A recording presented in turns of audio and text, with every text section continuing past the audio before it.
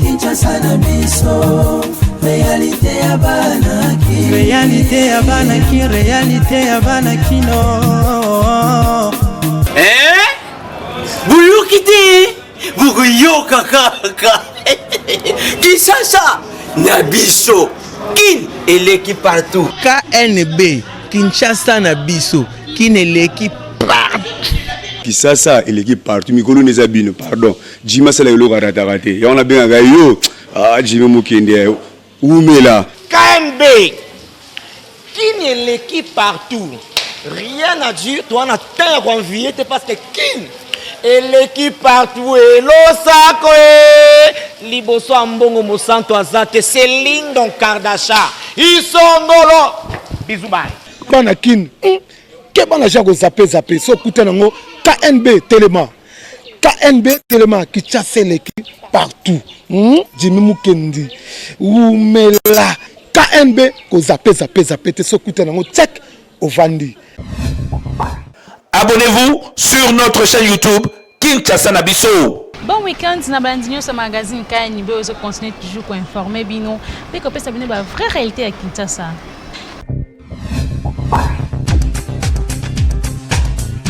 To fond l'édition na biso ya mokolo alelo na Assemblée nationale Janine Mabunda aboyi ko annuler enterrement ya Rosar Malonda bozo plus de détails na commentaire ya Nathan Siata. Présidente ya Assemblée nationale a insisté que institution na ye oyo azokamba eza responsable ya désignation ya Rosar Malonda te na tête ya Seni. Selon Janine Mabunda, rôle ya chambre basse ya parlement eza ko se limiter kaka na enterrement ya personnalité oyo selon ye azalaki désigné na 6 confessions religieuses na 8 oyo ezali composé na yango. Kaka ndenge loi ezosenga biso donc biso musala na biso ezalaki kaka enterrement wana rôle ya institution na biso kasi décision eza na ba autorité compétente pour na disposition ndenge abakisaki lors ya clôture ya session ya mars mercredi eleki. Enterrement oyo eza na base ya plusieurs manifestations à travers République Mobimba ndeti IDPS parti au pouvoir la Moka opposition na société civile CLC oyo ba revendikaki annulation ya destination wana oyo ba qualifiaki d'irrégulier pe basemaki na chef de l'État Félix Antoine Tshisekedi Tshilombo béton aboya yango. Kasi kokamwa contrairement na ba revendication nyonso oyo esalemaki Janine Mabunda aboyi kaka ko annuler yango kutu asengi na ba animateur selon ye pona ko éviter glissement électoral ba bongama déjà pona ko pesa ba animateur qualifié pona ko doter na institution oyo ezali ko appuyer démocratie na mboka na biso pona relance ya processus électoral ezali responsabilité historique ya ko respecter cycle électoraux constitutionnellement établi ndenge abakisaki. Kasi pona rappel il faut koyeba que église catholique kumbangwiste pe ba protestante bazo continuer jusque là ko telemela pe ko boya destination ya Rosar Malonda pe bal etikali sikoyo na mokonzi ya mboka po yende azena décision ya suka. Kinshasa et l'équipe partout. Bolanda compte rendu à 41e réunion ya conseil de ministres au Salamaki lobby vendredi le 24 juillet 2020. Vendredi 24 juillet 2020. C'est en ce jour que le président de la République, chef de l'État, Félix Antoine Tshisekedi Tshilombo, a présidé la 41e réunion du conseil des ministres dont l'ordre du jour prévoyait les points ci-après. 1. Communication de son Excellence, Monsieur le Président de la République, chef de l'État. 2. Point d'information. 3. Approbation d'un relevé des décisions du Conseil des ministres. 4. Examen et adoption des dossiers. 1. De la communication de son Excellence, Monsieur le Président de la République. Le Président de la République a fait sa communication sur 2 points. 1. Suivi des dossiers opposant la République démocratique du Congo à des particuliers devant les instances judiciaires internationales. 2. Nécessité d'enrayer la dépréciation du franc congolais. S'agissant du premier point, le président de la République a été informé de l'existence de plusieurs litiges en procédure de fond ou en exécution forcée actuellement pendant devant les instances judiciaires internationales. À ce sujet, le chef de l'État a déploré le fait que des arrangements à l'amiable n'aient point été privilégiés en ces occasions, ni des provisions d'honoraires d'avocats payés en temps utile, avec toutes les conséquences que cela implique de préjudiciables pour les intérêts du pays. C'est pourquoi le président de la République a instruit le ministre ayant la justice dans ses attributions et le ministre des Finances de prendre toutes affaires cessantes les dispositions nécessaires pour régler ces problèmes. Étant donné que la République démocratique du Congo est en programme avec les institutions de Bretton Woods, il y a lieu de veiller à ce que toutes ces procédures n'affectent pas les créances octroyées à la RDC par les dites institutions, ce qui serait une catastrophe pour l'image de la République démocratique du Congo et pour son économie. En ce qui concerne le deuxième point, le chef de l'État a indiqué que le pouvoir d'achat de nos compatriotes, principalement les couches sociales les plus vulnérables et les masses populaires laborieuses qui subissent de plein fouet la dépréciation monétaire, continue de baisser depuis un certain temps. Le chef de l'État a réitéré à ce sujet l'instruction qu'il avait déjà donnée au Premier ministre de veiller à ce que le ministre des Finances et le gouverneur de la Banque centrale du Congo, qui ont la responsabilité de la stabilité de notre monnaie, prennent les mesures appropriées pour arrêter la dépréciation de celle-ci. Deux des points d'information. 1. Vice-premier ministre, ministre de l'Intérieur, Sécurité et Affaires coutumières. Le vice-premier ministre a informé les conseils de ministres sur les points suivants. 1. État d'esprit de la population. Il est caractérisé par les principaux faits décrits ci-dessous. Accueil favorable par la population concernant les mises en place opérées au sein des FRDC et de la magistrature. Accueil favorable de la fin de l'état d'urgence sanitaire décrété par le chef de l'État. Préoccupation de la population concernant la dépréciation du franc congolais face au dollar américain. Situation sécuritaire. La situation sécuritaire est relativement calme sur toute l'étendue de la République. On notera cependant que certains groupes armés réfractaires au désarmement se sont illustrés par des attaques contre des civils et des positions des FRDC dans les provinces de l'Ituri et du Sud Kivu, où ils ont été repoussés par les forces loyalistes. Situation particulière dans certaines zones de défense. Au Katanga, les mouvements de permutation des unités vers d'autres régions militaires se poursuivent avec, au préalable, une période de recyclage au centre d'instruction de Kamina. Tanganyika, litige frontalier République démocratique du Congo, Zambie. Le ministre de la Défense a informé le Conseil des ministres sur les derniers développements du litige frontalier entre la RDC et la Zambie. Après examen du contentieux frontalier qui oppose la Zambie à la République démocratique du Congo, le SADC saisi par la RDC vient de décider que les localités de Kibanga et Kalubamba font partie de la République démocratique du Congo. Il a été donné 7 jours à l'armée zambienne pour évacuer ses troupes. Besoin de l'armée. Ces besoins ont été exprimés par le ministre de la Défense. 3. Approbation d'un relevé des décisions du Conseil des ministres. Le relevé des décisions de la 40e réunion du Conseil des ministres du vendredi 17 juillet 2020 a été adopté. 4. Examen et adoption des dossiers. Ministre de la Santé publique. Le ministre de la Santé publique a exposé sur l'évolution de la pandémie Covid-19 et celle de l'épidémie à virus Ebola. Du projet pilote Kin Emploi. Il s'agit d'un projet en faveur des jeunes désœuvrés de Kinshasa, initié par le ministère avec l'appui technique et financier de la coopération belge pour un coût de 10 millions de dollars américains, dont la contrepartie pour l'État congolais, qui était fixée auparavant à 3%, soit 286 000 dollars, a été ramenée à 186 507 dollars, soit 1,67%. Ce projet consiste à prendre en charge, sur une période de 3 à 6 mois, la formation professionnelle des jeunes en difficulté sociale et professionnelle dans différents domaines, L'hôtellerie, la restauration, la tôlerie, la mécanique auto, le bâtiment, l'électricité, l'informatique, la coupe et couture, etc.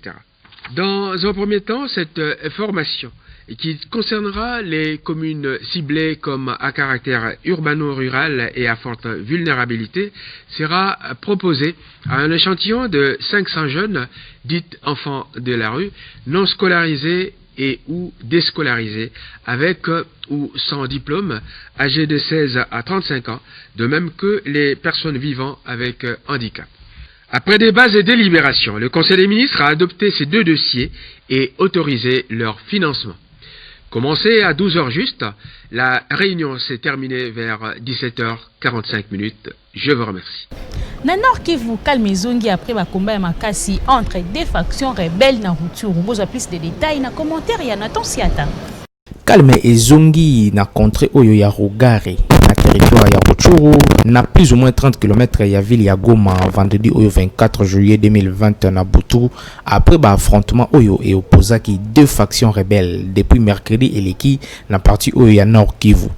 Information epesamaki na grande société civile congolaise coordination territoriale ya Rutshuru alobi ke affrontement yango et touché 5 localités Ngugo, Ruanga, Ndondi, Bisoko na Niezi. Et singeli koyeba peke deux groupes actifs ezalaki lisusu signalé na même contrée ezabongo Torarambiwe na Barera. Oyo pe babandaki kobunda depuis mercredi passé pe ya kokamwa ezali ke bazalaki ba partenaire pona sikoyo kimia ekoti kasi tozali kaka vigilant po toyebi ke ba ennemi na biso ba silite ndenge Mbusa Aimé Mukanda coordonnateur ya grande société civile ya Rutshuru alobaki.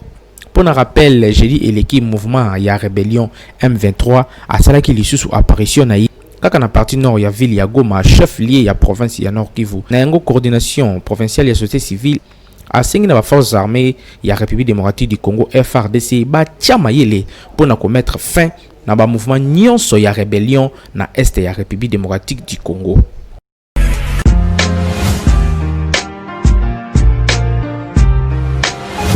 Entreprises, institutions publiques et privées, ONG, partis politiques, commerçants, sachez que la communication constitue le socle de l'émergence de vos activités, produits, services et marques. La communication ne s'improvise pas, mais les méthodes et les stratégies de la communication s'apprennent. La Mouture ASBL organise la session de formation spécialisée en communication des organisations en 2 mois. Premier niveau, communication 360 degrés, les relations publiques et relations presse. Deuxième niveau, marketing marchand, marketing politique, conception publicitaire et gestion d'agence conseil en communication.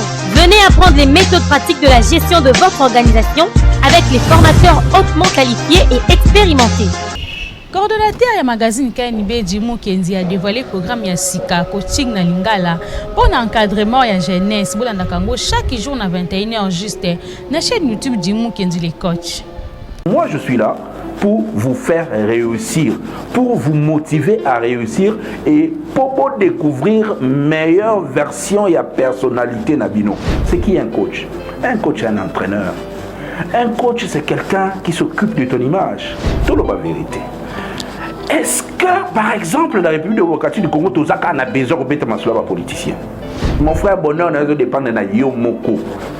Muto ayem sako ke bonheur na yo bakanga yango na bakoko na yo na banoko na lokuta yo lingi mwana linga mbongo te yo lingi mwana yeba ndeni ko fructifier mbongo te mais après lingi azala riche c'est contradictoire longa d'abord na mutu na ok non qui c'est mbongo ya laka natangi lobby na ba réseaux sociaux un gars qui dit à lobby oh mais finalement il y a des filles qui ont 4 à 5 mecs au ba gérera bango mobo mais na compte na bango ta $10 ezate abi yo bolingo ngo epa na ezala ngo gratuité le mois d'abord na mutu na ok non pour bonga il faut que simbe pas mama songolo.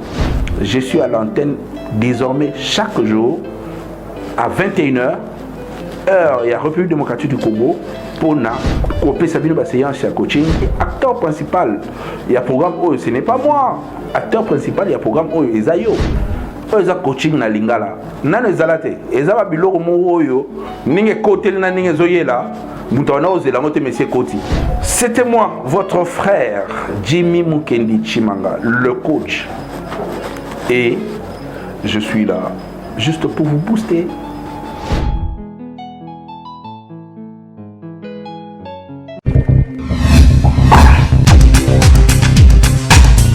Kali constant mwana soki azoboka maepa ya mama na ye propre azalaka na problème te pe abenga makampoli te to ndoki te. Kasi soki ake koboka maepa ya mama ya mbanda mwana ko makampoli pe ndoki. Mitima futa ndi asigné reportage wana.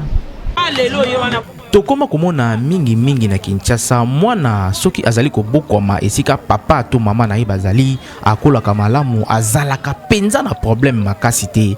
Mais soki esalami kaka ete papa na mama bazali te mwana oyo akei kobokwama epa ya mama mususu lobi ekomaka ba problème ebele bakobenga ye ndoki mwana akozala na kimia te soki azolia mingi o aliaka mingi soki azolia te o aza trop capricieux ezalaka penza nini po mbanda ya mama oyo azala na kanda likolo ya mwana ya mbanda na ye. Mwana mukie soki akeye pa ya mama mbanda obokoli kaka bien mwana wana kozala bien. Mwana mukie lelo fingi ye lelo nyokoli ye lelo lobi etindaka mwana komaka impoli. Ezaka pona mwana boka mapa mama na ete po azala bien. Ata mwana bota pa mama aboka mi pa mama kulutu. So ba maltraiter ba nyokoli ye azui conseil msuna balabala okoma kaka impoli. O mwana mukie pe akolingate lelo fingi ye lobi ofingi. Akolingate lelo fingi ye lobi ofingi. Ba mama mbanda obokolaka mwana ya mbanda bien aozala na respect. Mwana musu atanga mana kozala impolite. Mususu azobeba kana maboko ya mama mbanda. Po mama mbanda lelo afingi lobi kuna fingi. Mwana pa bebi akomi ozongisela ye bakomi lokola bambanda. Ezalaka mwana te eza mama pe aoye bandeni ya koedike mwana te. Il faut mama wana eba kufanda na bana, eba ndengo kufanda na bana. Misoza mama ya ye mwana pe bakobanga respect kozala te. Yo bindenge ata mwana za likolo me yo mama eba ndengo kitsa mwana. Tongo etani boy. Papa fandi bokolia te mère. Nana okinzala te likamte. Biloko angwana. Awuchi class. Bonjour papa boye toye. Faut mama wana ayeba kovanda na bana. Mama mso eba kovanda na bana mbanda te. Azwazwa mama na ye achena mwana. Mwana sala boite kofinga. Mwana komika kotinda ka wana. Baoya yo basala te ka yaye. Ya mwana bana bakoma impoli. Pona nga soki okuti mobali na bana. Yo beda musoko bota bana na bana no bakoma ya na leki. Ozala mabe na bana wana pona ni. Po bazali bota na yo nde ezo continuer. Oye bagate nana kosunga o lobi nana kosunga. Yo tamsoko bota bana na yo mo bota bana no propre basungi yo te me bana oyo kutaki na libala. Basungi yo koleka. Moi si vande là-bas. Il faut za malamu na bana no so yo kokuta. Po bazaka bana mobali no baza bana na yo. Papa, eloko eza mwana so azoboka mepa mama na ye azaka na éducation ya malamu po mama na papa bazobokola ye.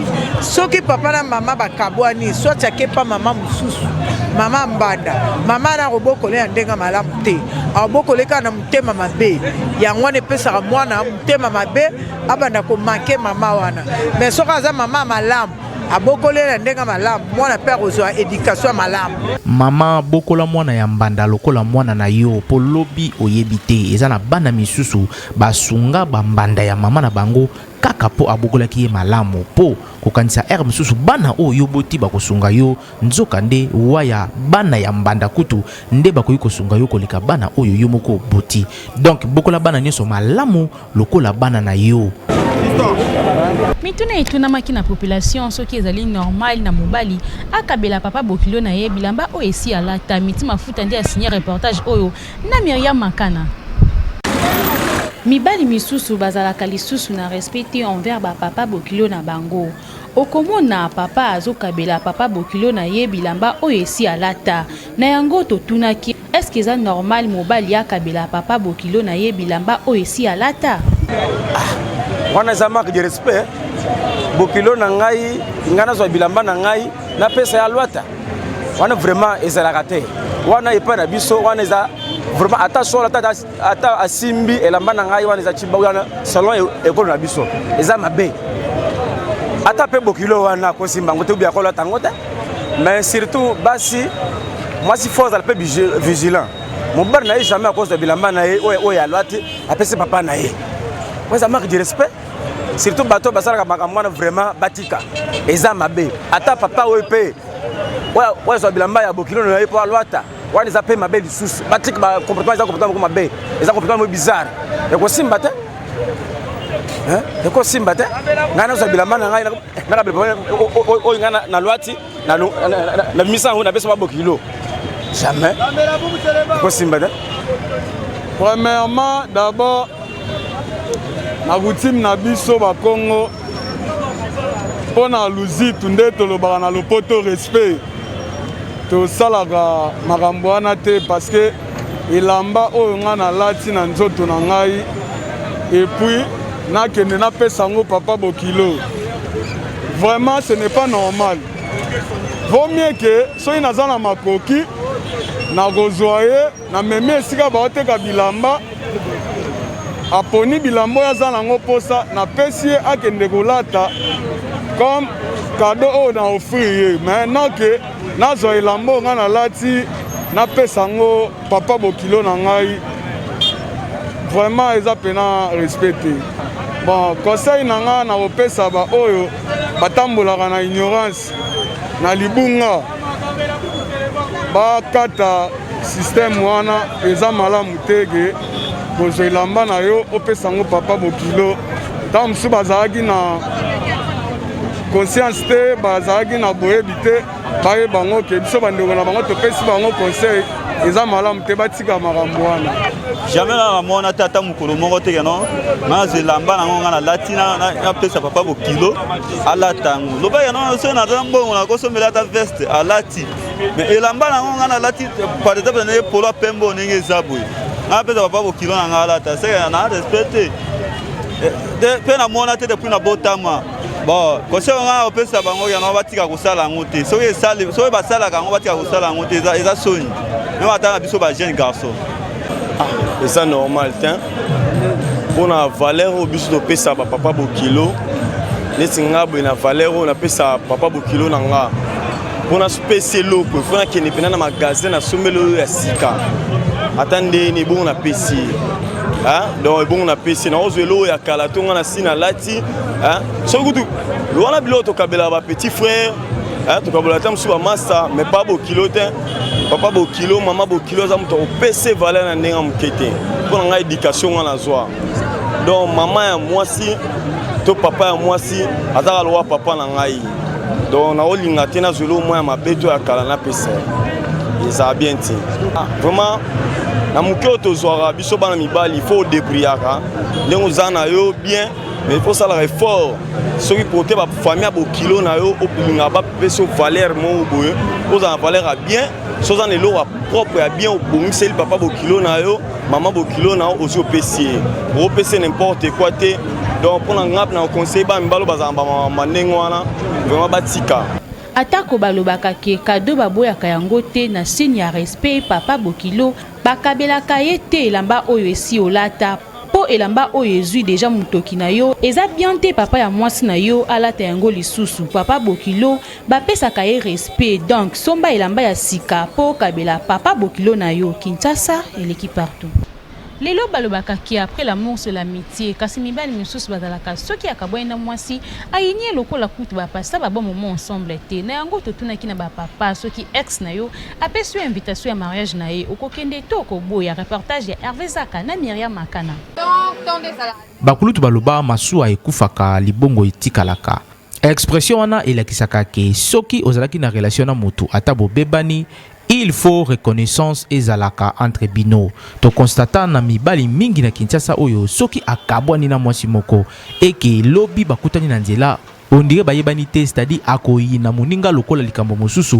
C'est comme si kutu alikisata ba bon moment na yete likambo oyo e kamo isaki bato to kitaki pona kotuna quelque papa bayibisa biso soki lobi ex na ye abengisi ye na libala est-ce que akokende. Bon, ça dépend ndenge bokabwana ki na ye ase bokabwana na ndenge moko bien na okende mais c'est bokabwana na ndenge moko ya mabende na okende te parce que bokabwana na ndenge moko ya mabe esimba vraiment te ki ndenge olingaki ezalela parce que tout le monde a trop qui nous bokabwana na ndenge moko ya mabe asalaka tout de façon après cette invitation pour approuver comprend yango na ndenge moko so na ndenge moko mabe pena papa na okende te tout le monde a trop moi bon na otala kaso tokabwana na ndenge nini soki tokabwana na ndenge ya mabe ke yemta sala ngai pasi non c'est peut-être pour na pesa invitation za neti koseka ngai mais soki tokabwana biso na ndenge ya mabe naokende na ngai parce que balobaka bayinaka moto oyo balingaka oyo balingaka te bayinaka ye te relation etikali nango na ndenge moko ya bien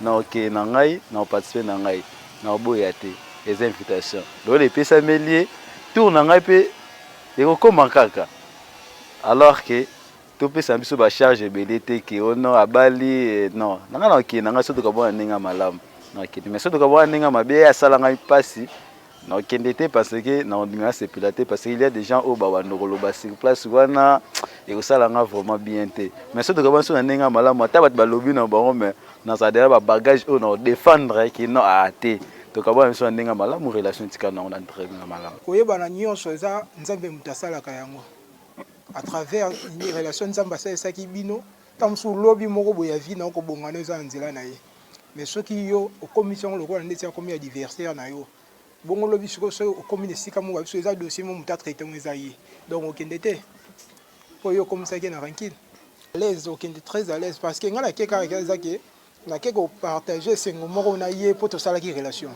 mais après relation ezalaki guerre te ezalaki te ke ye asimi mindoki ngai mpe nasimi mindoki ngai mpe nasali nzela na nga ye mpe asali nzela na ye donc soki ekomi ke non nakomaka na kanda vers ye seke nazalaka na posa na ye donc mpo nalongola posa na ye donc fo kanda ezala te tosololaka topesanaka bambote mais tosolola na balimite ekozala te ke non ere nyonso fo tokutanaka nde baplace moko ekozala isole ngai na ye non tokokutana nzela topesani bambote tokokutana na fete moko mpe tosololi c'est ça mpo eza nzambe nde moto alingaka tokutana na ye na relation amoureuse donc esimbaki te ye ake na nzela na ye nga mpe nake na nzela na nga mais na biso nde bakongoli tokoma kotraite yango mabe soki moto akabwani na motu ondire ye nde akangi vi ya motu wana akoki koévolue te akoki kolinga te akoki kobala te non eza étape nde nzambe alekisaki yo soki ezangaki ye aza mwasi no ya vi to mobali no ya vi bonga bozala na ye ti liwa donc c'est ça destin nde moto esengi te bozala na ye na mobali na oya te sikoyo mwasi ndako na oyebiseni nake wapi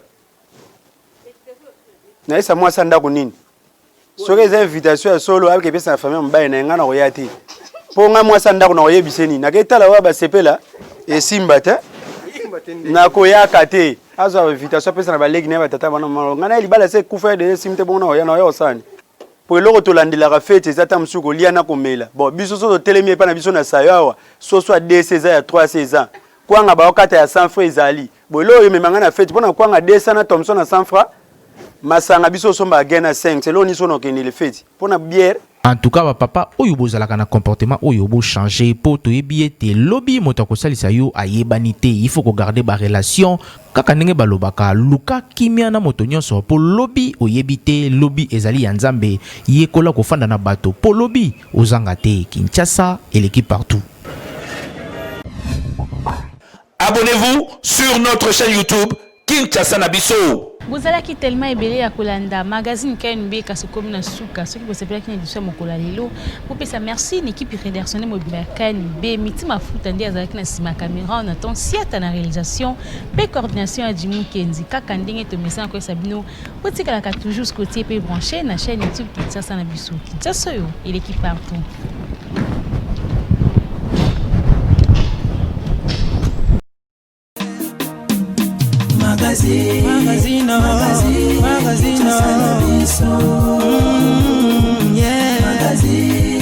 Magazine, Kinshasa na biso.